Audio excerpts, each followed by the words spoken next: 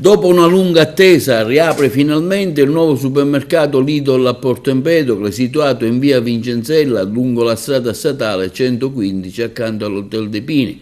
Finalmente aprirà giovedì 6 febbraio 2025, la struttura, completata da diversi anni, ha subito ritardi significativi a causa delle complesse questioni legate alla viabilità e alla sicurezza della strada.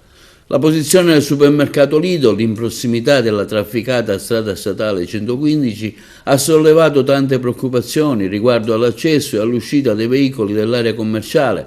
L'ANAS aveva espresso riserve sull'apertura della struttura, evidenziando che l'ingresso e l'uscita non erano conformi alle normative del codice della strada.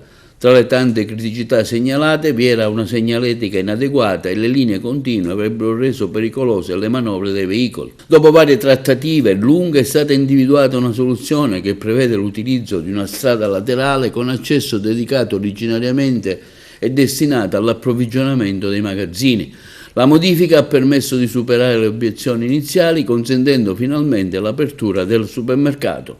Nonostante la risoluzione delle tante problematiche burocratiche riguardo al traffico nella zona, soggetta a congestione specialmente durante i periodi estivi, la presenza di numerosi accessi, tra cui quelli per l'Hotel De Pini e gli incroci verso Villa Seta, potrebbe ancora aggravare la situazione. L'apertura del Lidl a Porto Empedocle rappresenta comunque un'importante aggiunta all'offerta commerciale della zona, portando nuovi posti di lavoro, ampliando le opzioni per i tanti consumatori del posto. Tuttavia, sarà essenziale continuare a prestare attenzione alle questioni legate all'evabilità per assicurare che l'incremento dell'afflusso dei clienti non possa compromettere la sicurezza stradale e la qualità della vita dei residenti.